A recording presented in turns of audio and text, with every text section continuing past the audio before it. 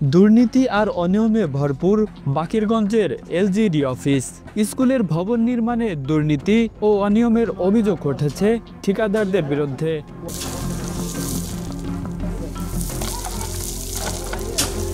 নির্মাণ কাজের ইট পাথর রড দিয়ে চলছে স্কুলের ভবন নির্মাণের কাজ। উপজেলার বিভিন্ন ইউনিয়নের প্রকল্প পরিদর্শন করে কাজ অনিয়মের চিত্র পাওয়া গেছে। ভবন নির্মাণের কাজে স্টিল শাটার ব্যবহার করার কথা থাকলেও তা ব্যবহার না করে করছেন কাঠের শাটারিং, আর এতে লাভবান হচ্ছে ঠিকাদার ও সংশ্লিষ্ট অধিদপ্তরের কর্মকর্তারা। তারা মাল কম দিয়ে বা এবং ই করে সঠিক কাজ না করলে তো মাল টাকা পয়সা আত্মসাৎ করার অভিযোগ এমনিতেই থাকে, যে তারা আত্মসাৎ করে বিদায় মাল মিটারেজ কম দেয় এবং কোনো কাজের সম্পূর্ণ সুন্দর মতো করতে পারে না।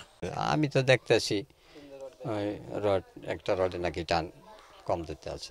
প্রকল্প নথি থেকে জানা যায় প্রতিটি ভবন নির্মাণ স্টিল শাটারিং ব্যবহারের জন্য আলাদাভাবে ৫ থেকে ১০ লাখ টাকা পর্যন্ত বরাদ্দ দেওয়া হয়। তবে স্থানীয়দের অভিযোগ, এলজিইডির কর্মকর্তাদের ম্যানেজ করেই নির্মাণের ইট পাথর রড দিয়ে স্কুলের ভবন নির্মাণ করেছেন ঠিকাদার। ভালো বালি ভালো আনে নাই, আবার রড যেভাবে ভালো দেওয়ার কথা সেভাবে ভালো দেয় নাই, আবার তাছাড়া খোয়া ভালো হয় নাই। ভবিষ্যৎ সবারই পোলাপান থাকবে, লেখতে পারবে, শান্তির জন্য কাজটা আইছে।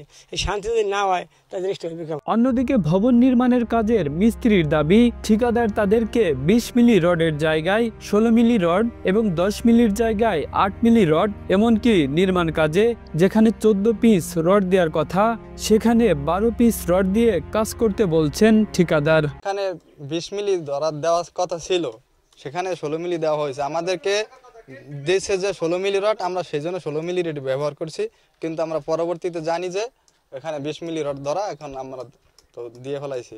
আমাদের যেটা বলছিল ওইটাই আমরা করছি। ওরা বলছিল আমাদের কাজের যার কাজ আমরা করি কন্ট্রাক্টরের, জি ঠিকাদারের। পাইলিং এর এই যে খোয়া, এটা পাইলিং এর খোয়া, এগুলো ভাঙার পরে এগুলো দিয়ে এরা করছে, কোনো চালা নাই, এগুলো দিয়ে পাথর হিসেবে ব্যবহার করছে। এরা চালাই দিতে আছে ঠিক মতো, আগে রড দেয় নাই। বাধা দেওয়ার পর কয়েকবার এরা আইছে, কয়েকবার আবার কইছে, আবার এদিনকে যখন বাধা দিছি আমরা, বাধা দেওয়ার পর কইতেছে কেস করে দেব।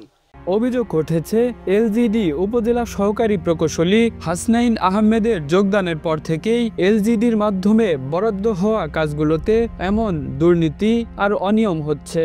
তবে স্কুলের ভবন নির্মাণের দুর্নীতি আর অনিয়মের বিষয়ে মানতে নারাজ এলজিডির এই কর্মকর্তা। আসলে আমাদের এখানে নির্দেশনায় দেওয়া আছে স্টিল শাটারের।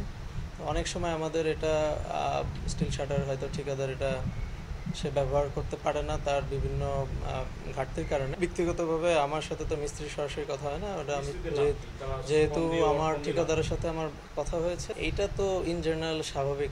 ঠিকাদার অনেক সময় তার একটা টেন্ডেন্সি থাকেই। তবে কোমলমতি শিক্ষার্থীদের জন্য স্কুলের নতুন ভবন নির্মাণ কাজে কোনো অনিয়মের প্রমাণ পেলে ঠিকাদারদের বিরুদ্ধে ব্যবস্থা নেওয়ার কথা বললেন উপজেলা নির্বাহী অফিসার। একটা প্রাথমিক বিদ্যালয়, সেখানে অসংখ্য ছাত্রছাত্রী পড়াশোনা করে, তাদের ভালো ভবন নির্মাণ করা আমাদের সবার একটা দায়িত্ব। তো সেক্ষেত্রে আমরা উপজেলা ইঞ্জিনিয়ারকে আলাপ করে আমি আইন অনুযায়ী ব্যবস্থা নেব। স্কুলের ভবন নির্মাণের দুর্নীতির বিষয়ে তদন্ত করে ব্যবস্থা নেবে এলজিডির বিভাগীয় অফিসার, এমনটাই প্রত্যাশা এলাকাবাসীর। Kamrul Islam, Asian television.